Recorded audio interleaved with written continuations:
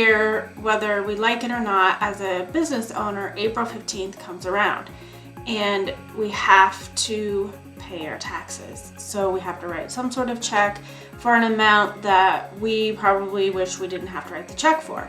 So there's no way to avoid that, no way to get around it. But I do have a few tips for making this a little bit easier for you as you face April 15th, tax day, every single year. So the first tip is to take a portion of your profit every month that comes off of your profit and loss statement and set that aside for taxes. Put it in a separate account. Don't even look at it, pretend it's not there. Just transfer the money every month and then move on with your week. So usually you'll want to talk to your tax person about this, but you probably want to look at 20 to 25% of your profit. So tip 1, take a percentage of your profit and set that aside in a separate account every month. Then when it comes time to pay your estimated tax payments, the money's already there. Tip 2 is pay estimated tax payments.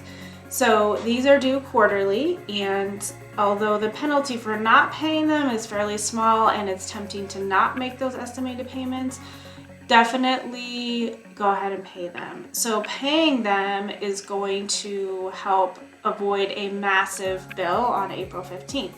So when you have your tax return prepared, the program will kick out what the minimum estimates would be, payments would be, based on the tax that you owed for the year the tax return was filed. So you can pay those amounts. If your revenue is a lot higher than what it was the year before, you may want to consider paying more. And again, if the revenue is a lot less, you could probably pay less. So tip 2 is pay your estimated tax payments. The third and last tip is to make sure you communicate with your tax professional throughout the year.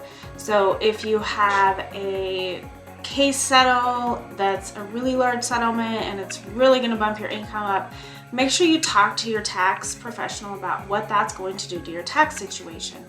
And that really helps everyone get on the same page. If you do need to make more estimated payments, definitely talk through that.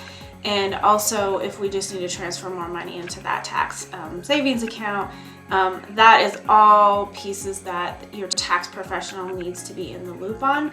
And also, there may be some strategies for helping to kind of reduce that taxable income for the year if you have something unexpected happening. So tip 3 is make sure you talk to your tax professional throughout the year if something out of the ordinary happens with your income or expense situation throughout the year. Thanks for watching. Like, follow, and leave any comments you have about tax questions, about paying your taxes. I'd love to help answer any of those.